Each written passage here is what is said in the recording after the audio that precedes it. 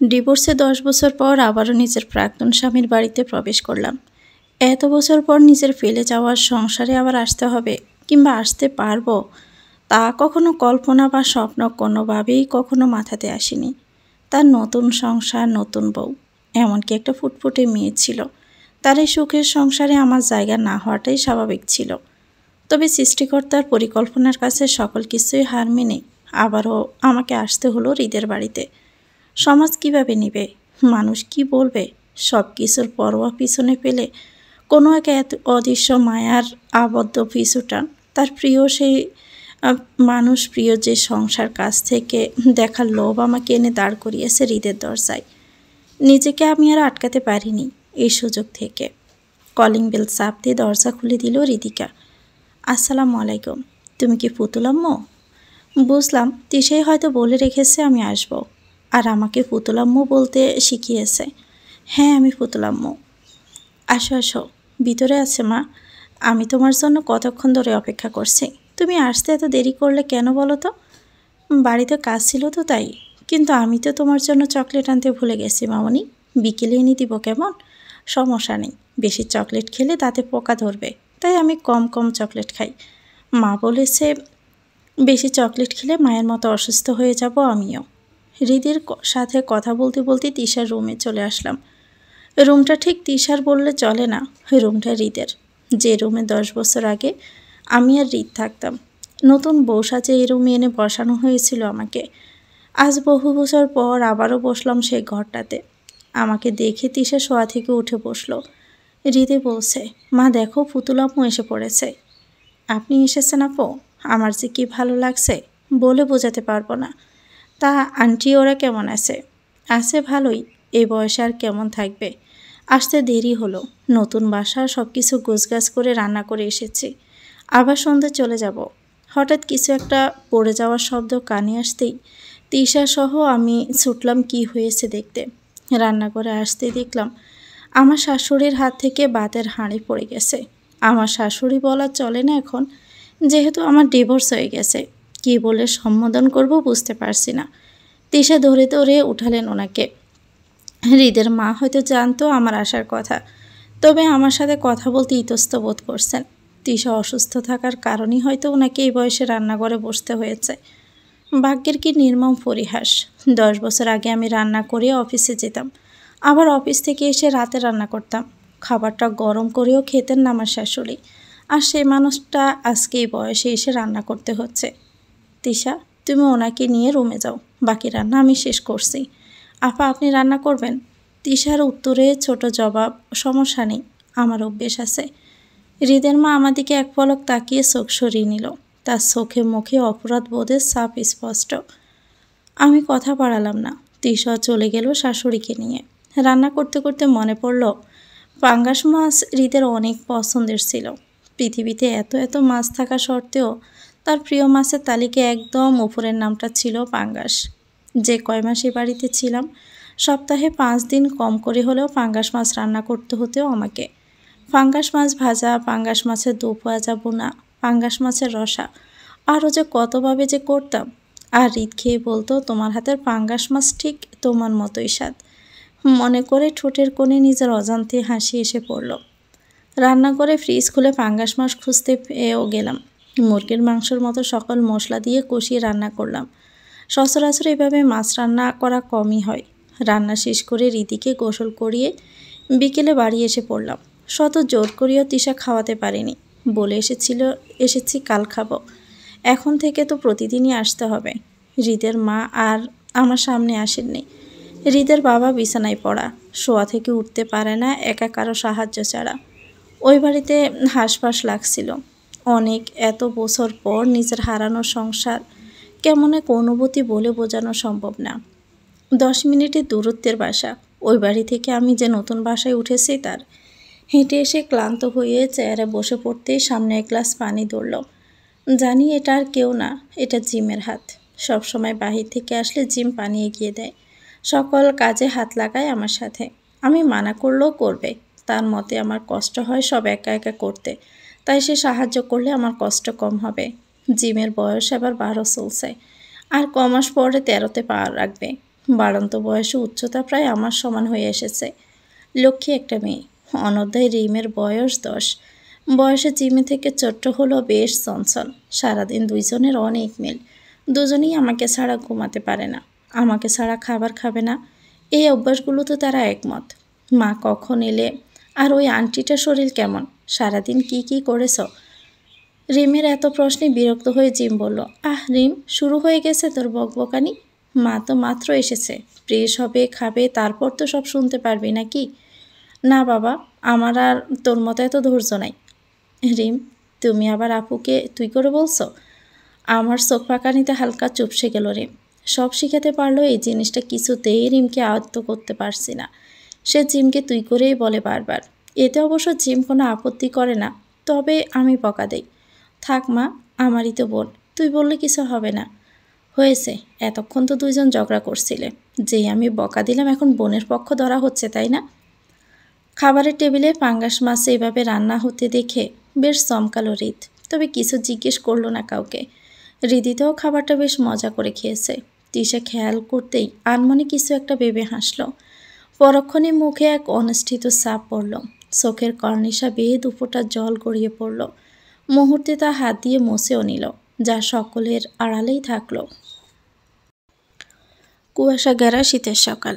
শীতকালটাই সকাল বিকাল কুয়াশাতেই ঢাকা থাকে। সূর্যের দেখা খুবই কমই মিলে। এই দারুণ দিনে কয়েক ঘন্টা মাত্র সূর্য ওঠে। শীতের এই সকালটাতে হুটহাটে আমার ভীষণ ভালো লাগে। গায়ে চাদর মুড়িয়ে দিয়ে তাই হেঁটে চলেছি। পুরনো শহর, তবে তা এখন নতুনের মতোই লাগছে। অনেক বছর পর আসাতে সব পরিচিত কিছু অপরিচিত লাগছে। বদলেও গেছে অনেক কিছু। একদিন যে কারণে শহর ছেড়েছিলাম, আজ এত বছর পর আবারও সেই কারণে আসতে হলো। 3 মাস আগের কথা। দুপুরবেলা কে আসলো রে রিম, দেখতো। আমার হাতে রান্না। আচ্ছা মা, দেখছি। এটা পুতুলাপুর বাসা না? হ্যাঁ, কিন্তু আপনি কে? তুমি আমাকে চিনবা না আন্টি? তোমার মায়ের সাথে আমার কথা আছে। আচ্ছা, ভিতরে এসে বসুন। রিমের কথায় একজন ভদ্রমহিলা ভিতরে প্রবেশ করলো। রিম দৌড়ে রান্নাঘরে এসে হাঁপাতে হাঁপাতে বলল, মা, কে জানি এক আন্টি তোমাকে খুঁজছে। বলল কি জানি জরুরি কথা আছে, অনেক দূর থেকে এসেছে। ঠিক আছে, আমি আসছি। রুমে এসে আমি যা দেখলাম তা কখনো ভাবতেই পারিনি। আমার বাসায় তিশা। কিন্তু কেন তুমি হঠাৎ এখানে? আমার প্রশ্নে তিশা দাঁড়িয়ে গেল। আমি একটা সাওয়া নিয়ে আপনার কাছে এসেছি, প্লিজ আমাকে ফিরিয়ে দিবেন না? বসো, বসে কথা বলো। রিম, বড়দের কথার মাঝে থাকতে হয় না, মা তোমাকে শিখিয়েছি না? রিম হ্যাঁ পূর্বক মাথা নাড়িয়ে চলে গেল। এবার বলো, কি এত দরকার আমাকে তোমার, যে এত দূর পর্যন্ত চলে এসেছ? আপা, আপনি ফিরে চলুন ওই বাড়িতে। তিশার এমন বাক্যে আমার আশ্চর্যের সকল সীমা অতিক্রম করলো। মেয়ের মাথা খারাপ হলো নাকি? নিজের ডেকে কেউ ঘরে সতীন তুলে? তিশার চেহারায় ভয়ের ছাপ স্পষ্ট।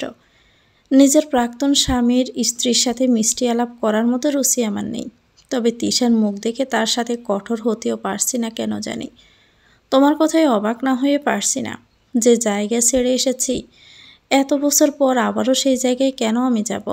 আর তোমরা তো বেশ সুখেই সংসার করছো, তবে তার মাঝে আমাকে কেন ঝামেলা বাড়াতে চাচ্ছ ঠিক বুঝলাম না। তিশার চোখের কর্নিশা গড়িয়ে আবার পানি পড়ছে। আমি আপনার ব্যাপারে সবই জানি, কিন্তু তা বিয়ের পর। বিশ্বাস করেন, বিয়ের আগে আমি জানতাম না হৃদিকের আব্বু আগে বিয়ে করেছিল। তার জীবনে আপনি ছিলেন। এমনকি আমার পরিবারের কেউই জানতো না আপনাদের বিয়ের কথা। জানলে আমাকে এখানে বিয়ে দিত না। বিয়ের কয়েক মাস পর আমি জানতে পারি আপনার কথা। প্রায় অনেক সময় দেখতাম রুমের বারান্দায় দাঁড়িয়ে উনি কিছু একটা পড়ে, অন্যমনস্ক থাকে। জিজ্ঞেস করলে বলতো কিছু না। আমিও আর ঘাটতাম না সব যেহেতু ঠিকই ছিল, তাই এত প্রশ্ন করতাম না। একদিন তার প্রচুর জ্বর ওঠে। মধ্যরাতে কোথা থেকে একটা চিঠি বের করে আমার হাতে দেয়, দিয়ে বলে, তুমি প্রায় সময় আমাকে জিজ্ঞেস করতে না কি এত ভাবি, কি দেখি। এই যে, এটা তোমার থেকে লুকিয়ে রাখতাম। আমি একজনকে ঠকিয়েছি। আমি চাইনি, কিন্তু মায়ের কথায় বাধ্য হতে হয়েছে আমাকে। তবু দোষ আমারই, কারণ ভুলটা তো আমি করেছি। কিন্তু আমি চাইনি তুমি ওইসব জেনে কষ্ট পাও। তোমাকে আর দ্বিতীয়বার ঠকাতে চাইনি, তাই লুকিয়েছি তোমার কাছ থেকে। একজনকে হাতড়ানোর কষ্ট আমাকে করে করে কাটছে। তোমাকে হারানোর ভয় হয়তো অনেক, তাই বলতে পারিনি কখনো। তবে আজ মনে হচ্ছে তোমার সবটা জানা দরকার। ওই দিন আমি তার কথাগুলো সহ্য করতে পারিনি, অনেক কান্না করেছিলাম। তবে তার প্রচণ্ড জ্বরে তাকে ফেলেও যেতে পারিনি। নিজের মনের সাথে অনেক যুদ্ধ করে কাটিয়েছি। আমার পরিবার তার আগের বিয়ের কথা জানার পর আমাকে নিয়ে যেতে চেয়েছিল। আমিও সিদ্ধান্ত নিয়েছিলাম চলে যাব, কিন্তু তখন আমার পেটে তার অংশ হৃদিকা বড় হচ্ছে। তার উপস্থিতি আমি টের পেলাম। আমার ডিভোর্স হলেই আমার ভিতরে থাকা ছোট্ট মানুষটা বাবা হারাবে।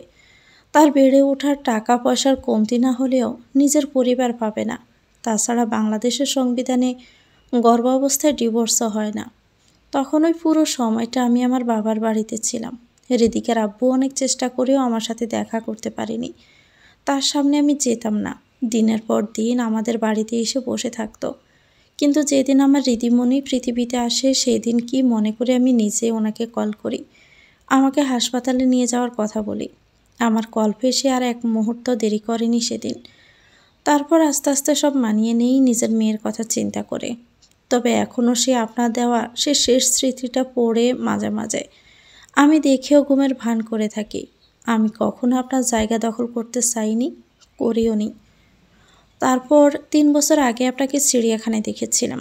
আমি না, হৃদির আব্বুই প্রথমে দেখে। আমি কথা বলতে চাইলে উনি দেয়নি। আপনি কষ্ট পেতে পারেন ভেবে জলদি করে ওই জায়গা থেকে চলে যাই।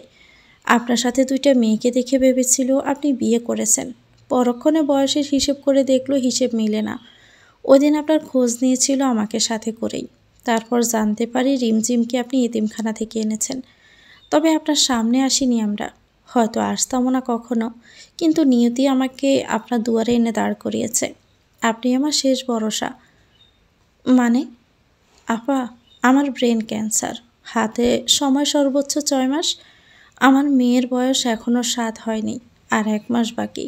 আমি মারা গেলে উনি হয়তো আবার বিয়ে করবে, হয়তো করবেও না। তারই বা কত বয়স, ৪০ হয়নি এখনও। কিন্তু আমার মেয়েটা একজন মা পাবে না। নতুন কেউ আসলে তাকে কেমন করে দেখবে আমি জানি না। তবে আপনার প্রতি আমার অগাধ বিশ্বাস। আপনি পারবেন আমার মেয়েকে মায়ের মতো করে ভালোবাসতে। ফিরে চলুন আপা। আমার মেয়েটা যে অনেক ছোট্ট। আপনার হাত জোর করছি একজন মা হয়ে। কান্নায় ভেঙে পড়ল তিশা। আমারও কষ্ট হচ্ছে, কিন্তু খুব রাগ হচ্ছে। এরা আমাকে কি পেয়েছে? খেলার পুতুল? তাতে দরকারে আমাকে যেভাবে ইচ্ছে ব্যবহার করবে। মুখে কনিষ্ঠ ভাব এনে বললাম, দেখো তিশা, আমি জানি না রিত তোমাকে কোন বুঝে আমার কাছে পাঠিয়েছে। সে কি করে ভাবলো যখন ডাকবে তখনই আমাকে পাবে। আমার জীবনেরও একটা মূল্য আছে। আমি খেলার পুতুল না, যখন ইচ্ছে ছুঁড়ে ফেলে দিব, আর প্রয়োজনে ডাস্টবিন থেকে কুড়িয়ে নিবে। তোমরা নিজের স্বার্থটাই দেখলে। আসলেই মানুষ অনেক বেশি স্বার্থপর। আমি দুঃখিত, আমি তোমার কথা রাখতে পারবো না। না না আপা, উনি আমাকে আপনার কাছে বসতে অনেক বারণ করেছে, কিন্তু আমি এসেছি একজন মা হিসেবে নিজের সন্তানের জন্য। সন্তানের ভালোর জন্য, স্বামীর ভালোর জন্য আপনার কাছে এসেছি। হ্যাঁ, আমি আমার স্বার্থে এসেছি। তার জন্য আমাকে আপনি যা খুশি বলেন, আমার আপত্তি নেই। আর আপনার সংসার আপনাকে ফিরিয়ে দিতে এসেছি। ওনার মাঝে এখনও আপনার জন্য ভালোবাসার কমতি নেই। সে তার ভুল বুঝতে পেরে অনুতপ্ত। আপনি আমাকে ফিরিয়ে দিবেন না? তুমি যে ব্যাপারটা খুব সহজে বলছো, আমার জায়গা থেকে চিন্তা করো। আমার পক্ষে কখনোই সম্ভব না। তোমার মেয়ের প্রতি আমার কোনো অভিযোগ নেই। আমি 2টা মেয়ে নিজের পরিচয়ে মানুষ করছি। তুমি যদি চাও আমার কাছে তোমার মেয়েকে দিয়ে দিতে পারো। আমি কখনো তার যত্নের কমতি রাখবো না। তুমি অনেক দূরে যাবে আমার মনে হয়, এখন ওঠাও। তোমার দরকার। আমার কথায় তিশা চলে যায়। নিজেকে আজ ঠুনকো কাগজ মনে হচ্ছে। সবার জীবনের সুখ ফাঁকি ধরা দেয়। আমার সাথে কেন এমন হলো? কোন দোষে? আমি কেন পারিনি বাকি সবার মতো নিজেকে গুছিয়ে ভালো থাকতে? আমার কান্না দেখে দরজার আড়াল থেকে তবে কিছুই বলে না, নিজের রুমে চলে গেল। জন্ম, মৃত্যু, বিয়ে, এই 3টে জিনিসে কারো হাত নেই। আল্লাহর ইশারা ছাড়া হয় না। জন্মের সময় ভাগ্য লিখে দেওয়া হয় কার সাথে কার জুটি হবে, কে কতদিন পৃথিবীতে বাঁচতে পারবে। সকল কিছুই ভাগ্যের লেখন অনুযায়ী হয়ে থাকে বলে মনে করি আমরা। মৃত্যু এক ভয়ঙ্কর শোকের শব্দ। দুই অক্ষরের এই শব্দটা ছোট হলেও ব্যক্তি জীবনে তাৎপর্য অনেক। মৃত্যু নামক এই শব্দ দ্বারা পৃথিবীর বুক থেকে মুছে যায় একটা মানুষের নাম। মুহূর্তে নামটা লাশে পরিণত হয়, চিরতরে বিদায় নেয় আপনজনদের থেকে। চাইলেও কেউ তাকে আর কখনো দেখতে পারবে না, কথা বলতে পারবে না। ইস, কি ভয়ঙ্কর যন্ত্রণা! যাদের আপন মানুষের মৃত্যু হয় কেবল তারাই এই মৃত্যু যন্ত্রণাটুকু উপভোগ করতে পারে। মৃত্যুর কাছে হার মেনে তিশাও আজ বিদায় নিয়েছে এই পৃথিবী থেকে। 10 বছরের নিজ হাতে গড়ে তোলা প্রিয় সংসারের মায়া ত্যাগ করে 7 বছরের ছোট বাচ্চাটাকে রেখে বিদায় হয়ে গেল। যদি কোনো উপায়ে মৃত্যুটা পিছিয়ে দেওয়ার উপায় থাকতো, সকলে হয়তো তাই অনুসরণ করত, পৃথিবীতে আরও কিছু দিন বাঁচার জন্য। কিন্তু দুর্ভাগ্যবশত তেমন কোনো উপায় কারো জানা নেই। তিশার মৃত্যুতে রীতি কান্না করে যাচ্ছে অদরে। কেউ সরাতেও পারছে না লাশের পাশ থেকে তাকে। তিশার মা বাবা বৃদ্ধ, তারাও কান্না করে যাচ্ছে। মা বাবার আগের সন্তানের মৃত্যু, এ বিষয়টা অনেকটা বেদনাদায়ক একজন মা বাবার কাছে। তবুও সৃষ্টিকর্তার সিদ্ধান্ত মেনে নেওয়া ছাড়া কোনো উপায় নেই কারো হাতে। হৃদও অনেকবার হৃদিকে নেওয়ার চেষ্টা করেছিল লাশের পাশ থেকে, কিন্তু পারিনি। আমি অবশ্য হৃদকে দেখিনি, হৃদের সামনে যাইনি আজ পর্যন্ত। হৃদের মা বাবাও হয়তো রুমে বসে কাঁদছে, তবে তা দেখার বিন্দুমাত্র ইচ্ছে আমার করছে না কেন জানি। তবে তিশার মৃত্যু আর হৃদিকার আহাজারি কান্না বারবার বুকের ভিতর নাড়া দিয়ে উঠছে। অবশেষে গোসলের জন্য মহিলারা লাশ নিতে এলো, তবুও রীতিকে সরানো যাচ্ছে না কোনোভাবে। পরক্ষণে মনে পড়ল তিশার মৃত্যুর আগে তার মেয়েকে আমার কাছে রেখে গেছে আমাকে ভরসা করে। রীতি, ছোট করে ডাকলাম। রীতি আমার বুকে ঝাঁপিয়ে পড়ে কান্না করছে। আমার চোখের পানিও আর আটকে রাখতে পারলাম না। ফুতুলাম্মু, মা কেন চলে গেল? মা তো বলেছিল আমি তোমার সাথে থাকলে মা সুস্থ হয়ে যাবে। তুমিও আমার আরেকটা মা, আমার নাকি 2টা মা। আমি তো মায়ের সকল কথা শুনেছি, তোমাকে পুতুলাম্মু ডেকেছি, ঠিকমতো খাবার খেয়েছি, তাহলে মা কেন চলে গেল? 2টা মা থেকে এখন শুধু তুমি একটা মা আছো, আর একটা মা তো চোখেই খুলছে না। হৃদিকার ছোট মনের নিষ্পাপ কথাগুলো যে কারো হৃদয়ে দাগ কেটে যাবে। আমি তার মা, সে আমাকে মা বলছে, সুতরাং তাকে সামলানোর সকল দায়িত্ব এখন আমার। কাঁদে না সোনাবাবু আমার। মায়ের তো অনেক অসুখ ছিল, এখানে মায়ের কত কষ্ট হতো তুমি দেখোনি? রীতি হ্যাঁ পূর্বক মাথা নাড়ালো। এই তো আমার ছোট্ট মামনিটা বুঝে। মায়ের কষ্ট কি তোমার ভালো লাগতো বলো?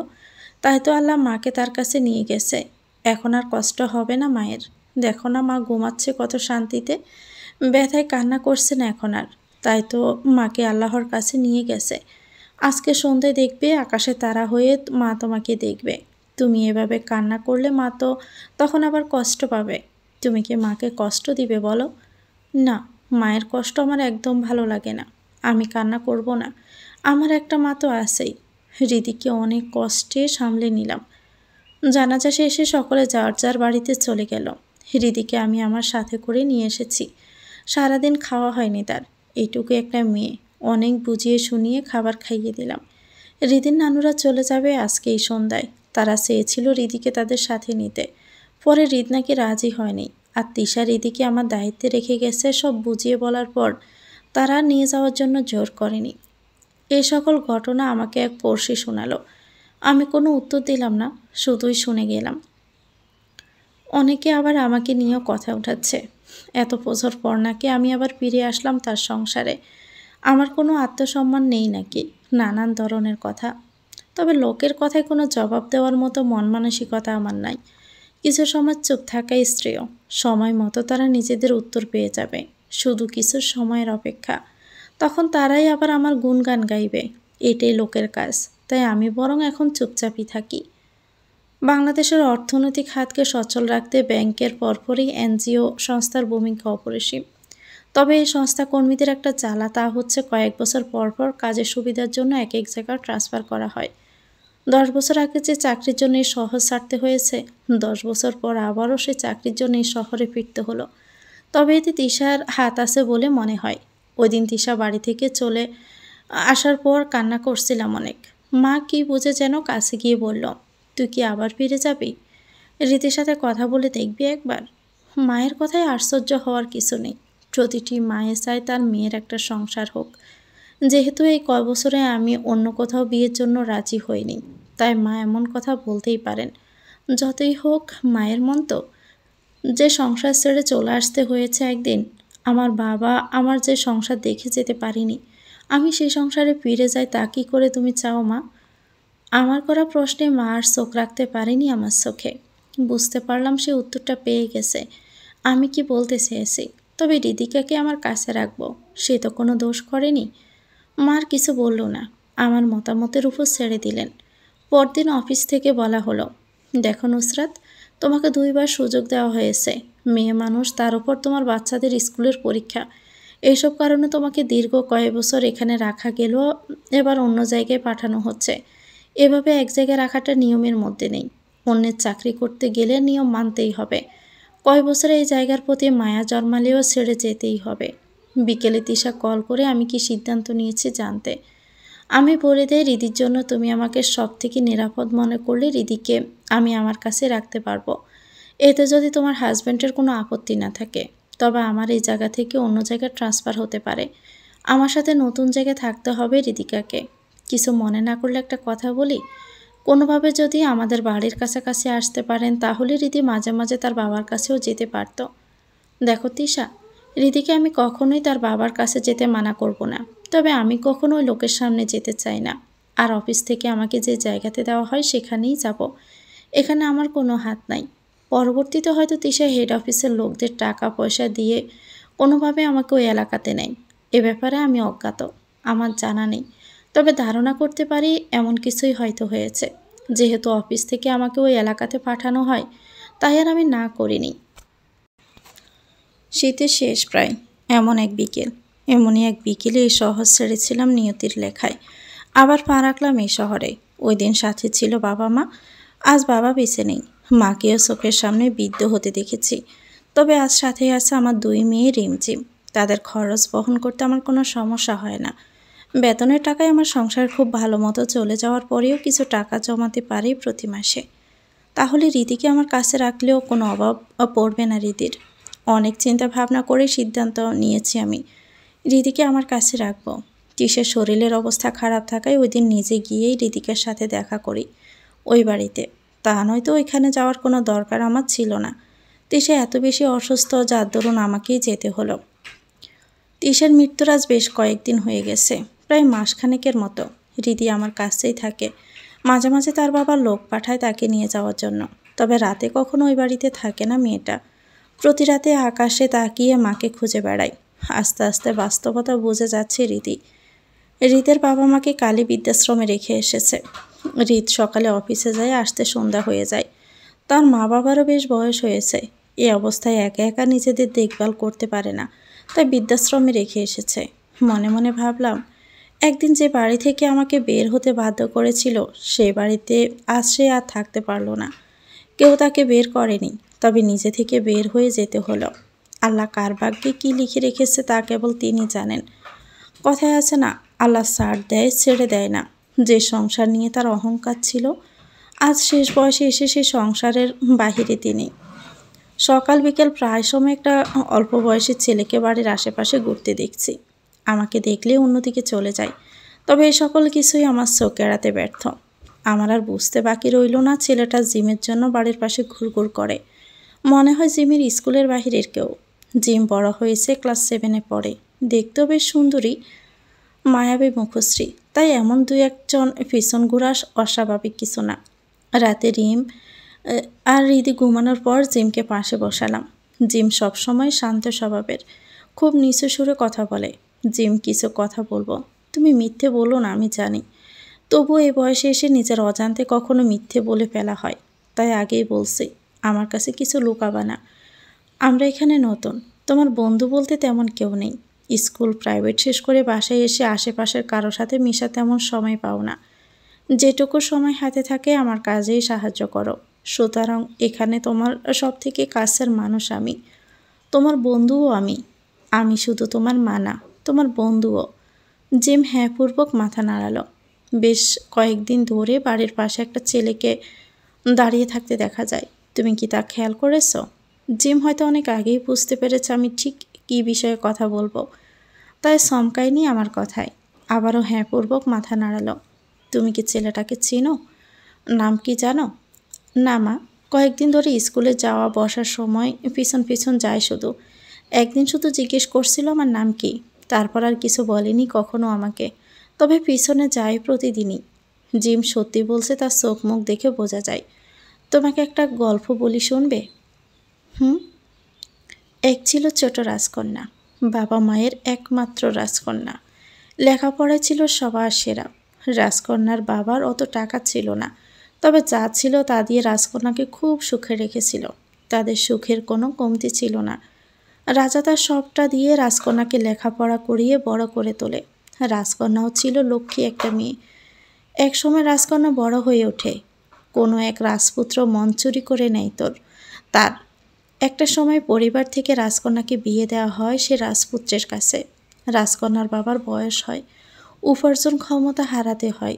তাই বিয়ের আগে রাজকন্যা বলে, আমার বিয়ে হয়ে গেলে বাবা মা কী করে থাকবে, আমি যে তাদের শেষ সম্বল। রাজপুত্র ভরসা দেয়, তুমি দেখবে তাদের। এ কথায় বিয়ে হয়। বিয়ের পুরোপুরি পরিবর্তন আসে রাজপুত্রের। তাদের ছিল অনেক টাকা, তারপরও ছিল লোভ।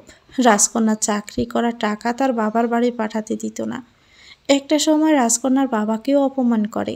রাজকন্যার পক্ষে আর থাকা সম্ভব হয় না ভালোবাসার রাজপুত্রের সাথে। চলে আসে নিজের রাজ্যে। ভেবেছিল তার অভিমান রাজপুত্র বুঝতে পারবে, কিন্তু তা হয়নি। চলে আসা 2 মাসের মাথায় নতুন রানীকে ঘরে তুলে রাজপুত্র। রাজকন্যার শোকে অসুস্থ হয়ে পড়ে। আস্তে আস্তে মানিয়ে নেয়, চলে যায় অনেক দূরে। তবে এখনও রাজকন্যা প্রতি রাতে বালিশ ভিজায় চোখের জলে। জানো তো, ভালোবাসলে তাকে কখনো ঘৃণা করা যায় না। ও রাজপুত্রার নতুন রানীর ঘর আলো করে জন্ম নেয় একটা ফুটফুটে কন্যা সন্তানের। বেশ সুখের সংসার হয় ওই রাজপুত্রের। আর রাজকন্যা ঠকে যায় তার নিয়তির কাছে। তবে সুখ বেশি দিন থাকে না তাদের সংসারে। কয়েক বছর পর ছোট মেয়েকে রেখে মারা যায় নতুন রানী। মারা যাওয়ার আগে বুঝতে পারে কার কাছে তার মেয়ে সব থেকে নিরাপদ। সে আগের রাজকন্যার কাছে নিজের মেয়েকে দিয়ে যায়। রাজপুত্র জীবনে খানিকের সুখ দেখা দিলেও রাজপুত্র হয়ে যায় বিশ্ব অনেকা। ছন্দ ছাড়া জীবন হয় তার অবশেষে। কাউকে ঠকিয়ে কেউ সুখে থাকতে পারে না, তেমনি কাউকে একবার ভালোবাসলেও তাকে হারানোর যন্ত্রণা সারাটা জীবন ভোগ করতে হয়। তোমাকে আর রিমকে যখন আমি এতিমখানা থেকে আমার কাছে নিয়ে আসি, রিম তখন বেশ ছোট। তবে তুমি সবই বোঝো, সবই তোমার মনে আছে। পৃথিবীতে অনেক মানুষ, তবে আমাদের আপন বলতে আমরাই। তোমাদের যেমন আমি ছাড়া আপন কেউ নেই, তেমনি আমারও আপন বলতে তোমরাই। এ কথা মনে রাখতে হবে। তোমার বয়সটা আবেগের। এ বয়সে বিবেক হাজার বোঝালেও মনকে দমিয়ে রাখা খুব কষ্টের। আমি চাই তুমি সে কষ্টে জয়ী হও। আর কখনো স্বার্থপর হইও না। নিজের শত্রুর সাথেও বন্ধুর মতো ব্যবহার করবা। তোমাকে কেউ কষ্ট দিলে তাকে পাল্টা কষ্ট দিও না, বরং তাকে সুখ দিও। সে যেন একটা সময় অনুতপ্তের আগুনে পোড়ে। পৃথিবীর সব থেকে বড় শাস্তি কি জানো? নিজের ভুলের অনুতপ্ততা। আচ্ছা মা, সে রাজকন্যা কেন নতুন রানীর আর রাজপুত্রের মেয়েকে নিজের কাছে রেখেছিল? রাজপুত্র তো রাজকন্যাকে ঠকিয়েছে।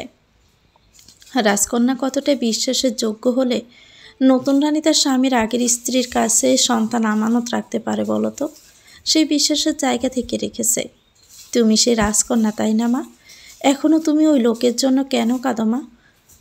কান্না এমন একটা জিনিস যা নিজের ইচ্ছে করা যায় না। মুখে সারাদিন বলে চেষ্টা করেও তুমি চোখের পানি আনতে পারবা না, কিন্তু কখনো কখনো হাজার চেষ্টা করেও কান্না থামানো যায় না। তুমি তোমার ভাগ্যকে বদলাতে পারবে না, তবে তুমি তোমার জীবনকে বদলাতে পারবে। মানুষের কাছে নিজেকে যেভাবে উপস্থাপন করবে, সবাই তোমাকে সেভাবেই জানবে। মানুষের বিশ্বাস অর্জন করা অনেক কঠিন। মানুষের বিশ্বাসের যোগ্য সবাই হয় না, বুঝলে? আজ তোমাকে এত কিছু বলার কারণ জানতে চাইবে না, কারণ তুমি এখন বড় হচ্ছ। তোমার জানা দরকার চারপাশের মানুষগুলোর কথা। জীবনে অনেক বাধা আসবে তোমার এখন। সকল কিছু কাটিয়ে উঠতে পারলেই জীবন সুন্দর হবে। অনেক রাত হয়েছে, এখন ঘুমাও। আমিও তোমার মতো হব মা, তোমার আদর্শে বড় হব। তুমি সত্যি সুপার মম। নিস্তব্ধ প্রহর। গ্রামের পরিবেশ সারাদিন পাড়ার ছেলেদের হইচই থাকলেও সন্ধ্যা নামার সাথে সাথে এক নীরবতা বিরাজমান হয়। সকলে যে যার আপন ঘরে অবস্থান নেয়। রুমের বারান্দায় দাঁড়িয়ে চাঁদ দেখছি। আকাশে আজ চাঁদ নেই, মেঘে ঢাকা। তবুও অপলক দৃষ্টিতে দেখাবার চেষ্টা করছি। আজ বাবার কথা ভীষণ মনে পড়েছে। তার বয়সের কত লোক এখনো বেঁচে আছে, অথচ সে নেই। আমরা ভাগ্যটাই এমন, সব শুধু হারিয়েই গেলাম। লাঠি বর করে মা এসে দাঁড়িয়েছে পিছনে। হাঁটতে পারে লাঠি ছাড়া, তবু আমি দেই না। কখন পড়ে যায় কিনা কি হয় ভয় লাগে ভীষণ। এভাবে আর কতদিন একা থাকবি? তোরও তো একটা জীবন আছে রে মা। আমি মা হয়ে মেয়ের এমন অবস্থা যে দেখতে পারি না আর। মায়ের উপস্থিতিতে জানতাম এসব কথা বলবেই। এ আর নতুন কিছু না। এক কথা আর কত বলবা মা? জীবন তো থেমে নেই, চলছে তো জীবন তার আপন গতিতে। বাকি জীবনটা কি এভাবেই পার করে দিবি? একটা সংসারের তো দরকার শেষ বয়সের জন্য। তুমি আসো, রিমঝিম আছে। রীতির কথা বাদই দিলাম। এটা কি আমার সংসার না মা? আর কত মানুষ হলে সংসার হবে? শুধু কি বিয়ে করে স্বামীর ঘর করলেই তাকে সংসার বলে? আমি এভাবেই ভালো আছি। মানুষ নানান কথা বলে বেড়ায়। হৃদের মেয়েকে নিজের কাছে রেখেছিস, অথচ তাকেও বিয়ে করতে রাজি হচ্ছিস না। এসব কিছু পাড়ার লোকে চোখে বাজে। হৃদকে বিয়ে না করলে তার মেয়েকে কেন রেখে দিলি নিজের কাছে? একজন মা সবসময় তার সন্তানের ভালো চায়। মায়ের থেকে ভালো কেউ বোঝে না তার সন্তানের ভালো কোনটা হবে কোনটা মন্দ। তিশা একটা মা ছিল। সে তার মৃত্যুর আগে তার মেয়ের জন্য সব থেকে নিরাপদ একটা স্থান খুঁজছিল, আর পেয়েও গিয়েছিল। তা হলো আমাকে। সমাজের দৃষ্টিকোণ থেকে আমি তার স্বামীর প্রাক্তন স্ত্রী, সেই হিসাবে আমাকে তার শত্রুপক্ষ বলা চলে। তবুও শেষ সময়ে এসে সে হাজার চিন্তা ভাবনা করে আমাকেই সব থেকে নিরাপদ ভরসার মনে করেছে। কতটা ভরসা নিয়ে এসেছিল তা আমি পাড়ার লোকদের বোঝাতে পারবো না। তিশা যে ভরসা জায়গা থেকে আমি ক্ষণিকের জন্য রীতির দায়িত্ব নিয়েছি।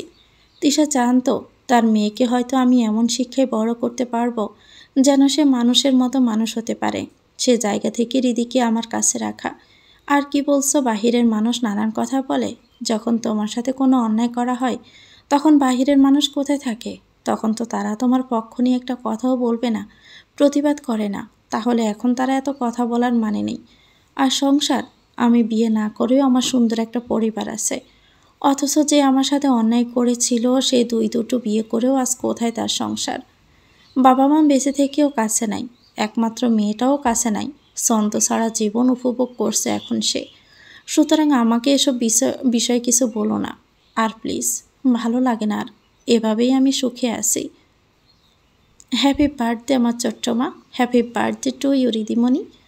কত বছর পর সেই চিরচেনা প্রিয় কণ্ঠ কানে আসলো। আজ হৃদিকার 10তম জন্মদিন। কেটে গেছে আরও 3 বছর। মেয়েটা বুঝতে শিখেছে অনেক কিছুই।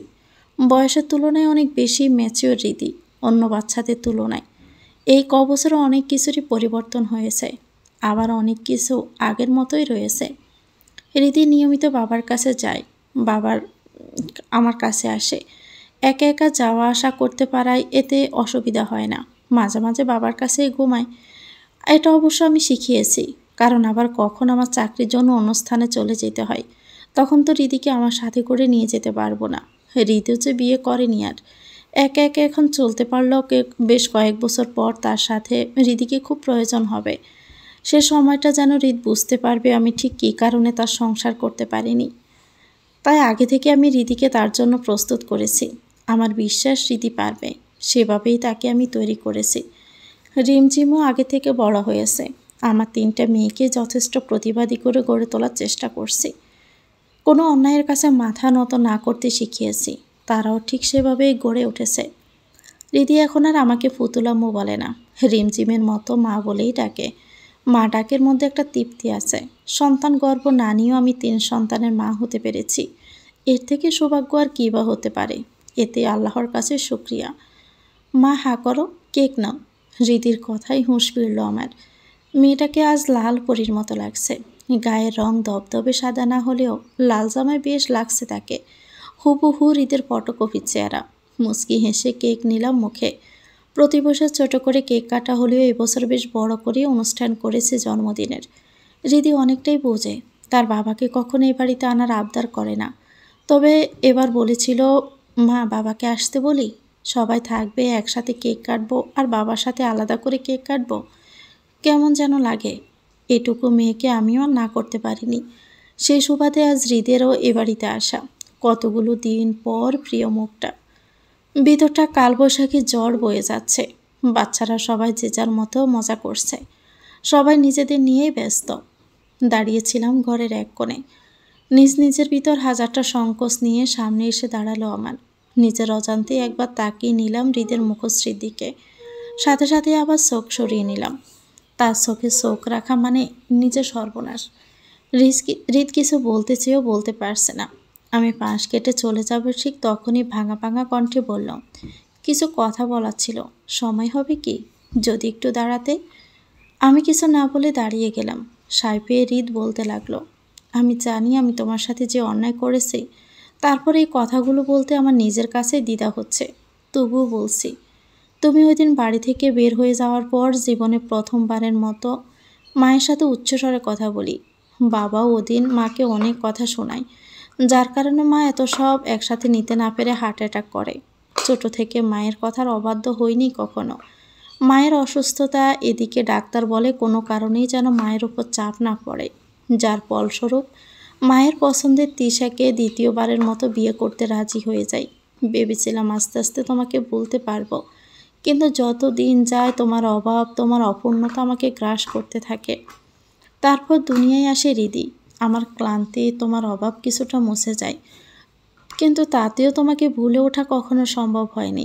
এই সব কিছু তিশার চোখ এড়ায়নি। সে প্রায় সময় তোমার সাথে যোগাযোগ করার কথা বলতো আমাকে। আমি করতাম না। আমি আর চাইনি তোমার জীবনটা এলোমেলো করতে। এ মুখ নিয়ে কি করেই বা তোমার সামনে দাঁড়াবো, তাই আশা হয়নি। তবে অবশেষে তিশা নিজেই গেল। তার অসুস্থতার কথা জানার পর যখন জানতে পারে সে আর বাঁচবে না, তখন তোমার খোঁজ করে তোমার সাথে দেখা করে। মৃত্যুর আগে খুব করে চাইতো তোমাকে আমার সংসারে ফিরিয়ে নিয়ে যেতে। তবে কথা বলার পর বুঝতে পারে তোমার আত্মসম্মান বোধ প্রগাঢ়। তুমি কখনো নিজের সম্মানে আঁচ আসবে এমন কোনো কাজ করবা না। তাই সেও আর জোর করেনি তোমাকে। তবে আমাকে খুব করে বলে গিয়েছিল চেষ্টা করে দেখতে। এটুকু বলেই দীর্ঘ নিঃশ্বাস ত্যাগ করে আবারও বলতে লাগলো, শত চেষ্টার পরেও তোমার সামনে এসে দাঁড়ানোর সাহস আর হয়ে ওঠেনি। আমার ভুলের শাস্তি আমি প্রতিনিয়ত পাচ্ছি। আর আমার মা, যার জন্য আজ তোমার এই অবস্থা, সেও কিন্তু তার কর্মফল ভোগ করছে। বেঁচে থেকেও সে আজ নিজের সংসারের বাহিরে। ফিরে এসো, এই কথা বলার মুখ আমার নেই। তবুও বলছি, তুমি যা চাও সেভাবেই হবে। তুমি যেভাবে বলবে সেভাবেই সব করব। সম্ভব হলে ফিরে চলো আবার সেই সংসারে। আমার পাশে তোমার অস্তিত্ব খুব প্রয়োজন। তুমিহীন আমি এতগুলো বছর ভালো নেই। একদণ্ড কথা বলার জন্য তৃষ্ণার্ত কাকের ন্যায় চটপট করেছি, তবুও পারিনি।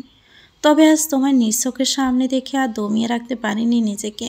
মৃত্যুতেও শান্তি পাবো এখন, কারণ মনের কথাগুলো আমি আজ প্রকাশ করতে পেরেছি তোমার কাছে। আমি আজ চিৎকার করে বলতে পারি, আমি পাপী, আমি তোমায় ঠকিয়েছি।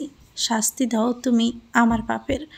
আমার ভুলের জন্য আমায় মৃত্যুদণ্ড দাও, তাতেও যেন কম হয়ে যাবে। ফিরে চলো তুমি, ফিরে আসো পুরনো সংসারে। আমি যা রেখে দিয়েছি অযত্নে, তবুও হাত লাগাতে দেইনি কাউকে তোমার কোনো জিনিসে। ফিরে চলো তুমি। যদি তাও না পারো বন্ধুত্বের হাত বাড়িয়ে দাও আমায়। আমি আজ ক্লান্ত, নিস্তেজ, আজ ঠিক পাতা জড়া গাছের মতো। বেঁচে থাকিও যার মাঝে কোনো প্রাণ নেই। তুমি তাও যদি না পারো তবে নিজ হাতে আমায় মৃত্যু এনে দাও। আমি যে আর পারছি না এই ছন্দ ছাড়া জীবনের বাহার বয়ে যেতে। রাত সকলের জীবনে নিয়ে আসে শান্তির ঘুম, আর আমার জীবনে প্রতিটা রাত ধরা দেয় ভয়ঙ্কর থেকে ভয়ঙ্কর রূপে। অন্ধকারেরা চিৎকার করে বলে, তুই ঠকবাজ, তোর কোনো ক্ষমা নাই, বেঁচে থাকার কোনো অধিকার নাই। আমি পারছি না রে জীবন, মুক্তি দাও পুতুল আমায়। হয় বাঁচতে দাও তোমার সাথে, না হয় মৃত্যু দাও। সকলেই তাকিয়ে আছে হৃদির দিকে।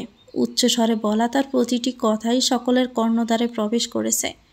আজ আমার খুব করে বলতে ইচ্ছে করছে, আজ কেন ফিরাতে চাও তুমি আমায়? এতদিন পর কেন, কেন আমার অভাবটা বুঝলে? যেদিন অভিমান করে এসেছিলাম তখন তো একটাবারের জন্য মনে করনি তুমি আমায়? যে সুখের সংসারের জন্য একদিন আমায় ছেড়েছিলে, সে সংসার কোথায় আজ তোমার? বউ বাচ্চা বাবা মা কোথায় সব আজ? তোমার পাশে কেন কেউ নেই? সব হারিয়ে আমাকে কেন পেতে চাও আজ? তুমি বড্ড স্বার্থপর হৃদ, বড্ড স্বার্থপর। তোমারও একটা মেয়ে হয়েছে, তার বিয়ের পর তুমি বুঝবে সে ছাড়া তুমি শেষ বয়সে কতটা অসহায়, যেমনটা আমার বাবা মা ছিল আমাকে ছাড়া। কিন্তু কথাগুলো দলা পেকে গলার ভিতরেই রয়ে গেল। হৃদের চোখের পানি আর সহ্য করতে পারছি না। দৌড়ে চলে গেলাম নিজের ঘরে। কোনো উত্তর দেওয়া হলো না আর। আমার কাছে কি উত্তরই বা আছে দেওয়ার মতো? ঠকে যাওয়া এতগুলো বছর পরেও তো ঠকানো ওই মানুষটাকে ঘৃণার চাদরে মোড়াতে পারিনি। ভালোবাসলে যে তাকে ঘৃণা করা যায় না। দূরে থাকা যায়, তবে ভুলে থাকা যায় না। এত বছর পর প্রাক্তনের সংসারে ফিরে গেলে যে লোকে ছিচি করবে, সারা জীবন সঙ্গীহীন কাটিয়ে শেষে কিনা লোকে সমালোচনার কারণ হব? না না, নিজের সম্মানে এতটা আঘাত আমি করতে পারি না। রিম জিম রিদি তিনজন মিলে রুমে আসলো। জিমের চোখের ইশারায় রিদি আগে আমার কাছে এসে হাত দিয়ে চোখের পানি মুছে দিতে বলল, কেঁদো না মা, তোমার কান্না আমাদের ভালো লাগে না। এবার জিম বলতে শুরু করলো, মা তুমি এতগুলো বছর অনেক কষ্ট করেছ, তবে তোমাকে কষ্ট দিয়ে উনি নিজেও সুখ পায়নি। সে নিজে অনুতপ্তের আগুনে পড়েছে। তুমি তো বলেছিলে সব থেকে বড় আর কঠিন শাস্তি নিজের ভুলের অনুতপ্ততা। তাহলে তাকে কি ক্ষমা করে দেওয়া যায় না মা? এবার জিমের কথায় তাকালাম মাথা তুলে। আমার মেয়েগুলোও আজ আমার সুখ খুঁজছে। তারাও বুঝতে শিখে গেছে, আমাকে বোঝাতে এসেছে। তুমি সংসারে ফিরে না যাও, অন্তত আঙ্কেলের সাথে থাকা দূরত্বটা গুছিয়ে নাও মা।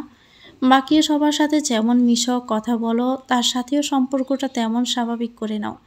কথা বলো বাকি সবার মতো তার সাথেও।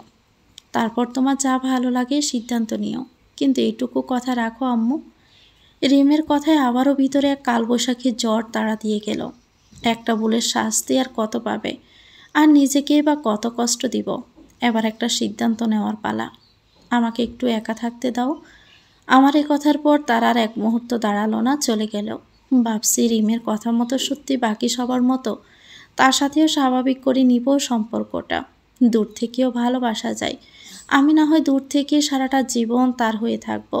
এক জীবনে আর স্বামীর সংসার নাই বা হোক, হৃদ না হয় বন্ধু হয়ে থেকে যাবে এই জীবনে। তো ভিউয়ার্স, গল্পটির নাম হচ্ছে প্রিয় তার সংসার। এটা গল্পের সিজন 2। গল্পটি আপনাদের কাছে কেমন লেগেছে কমেন্ট করে জানাবেন। ভালো লেগে থাকলে একটি লাইক দিয়ে দিবেন, চ্যানেলটিকে সাবস্ক্রাইব করে আমাদের সাথে থাকবেন। আল্লাহ হাফেজ, আসসালামু আলাইকুম।